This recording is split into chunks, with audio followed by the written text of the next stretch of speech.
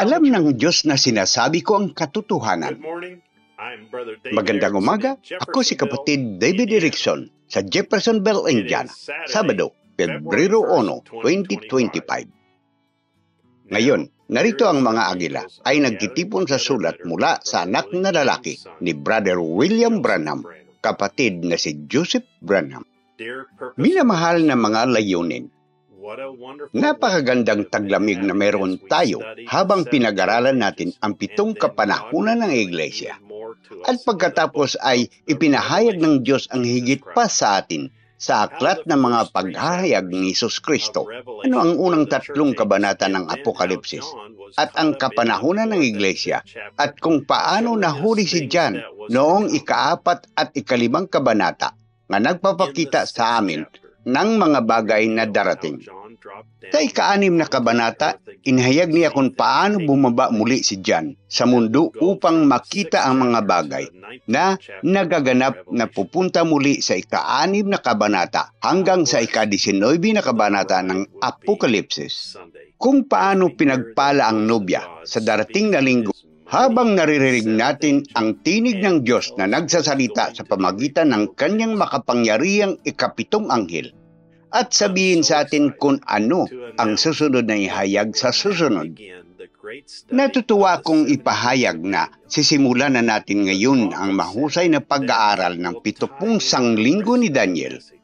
Sinabi ng propita na ito ay itatali sa natitirang minsay bago tayo makapasok sa 7 mga selyo, 7 trompita, 3 kasawian, ang babae sa araw, paghahagi sa labas ng pulang diablo, ang 144,000 tinatakan.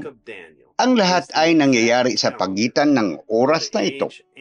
Ang aklat ni Daniel ay ang eksaktong kalendaryo para sa kapanahunan at oras na tayo ay naninirahan.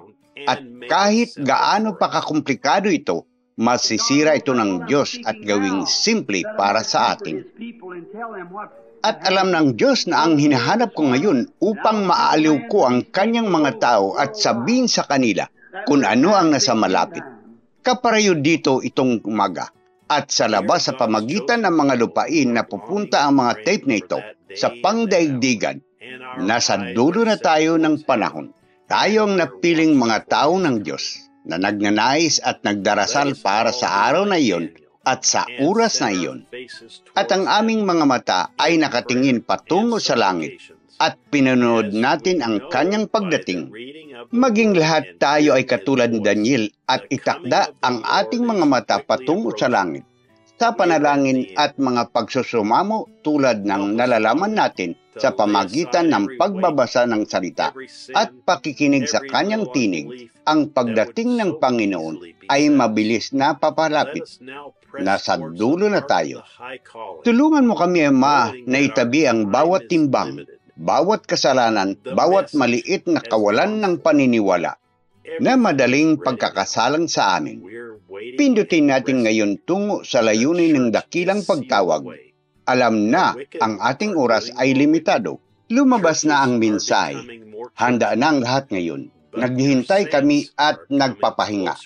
Ang iglesia ay tinatakan. Ang masasama ay gumagawa ng mas masama. Ang mga kasimbahanan ay nagiging mas simbahan. Ngunit ang iyong mga banal ay papalapit sa iyo.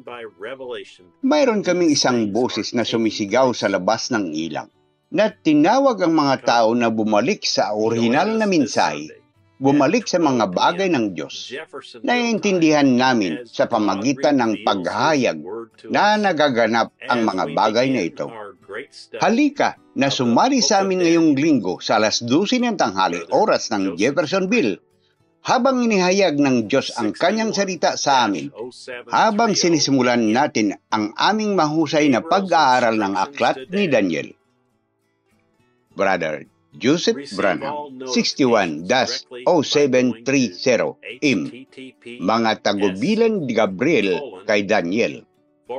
Tumanggap ng lahat ng mga abiso ng direkta sa pamagitan ng pagpunta sa https://branham.org/in/WhatsApp.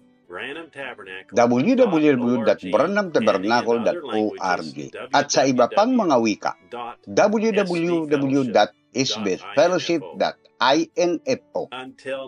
Hanggang sa susunod na pagpalain kayo ng Diyos at Shalom!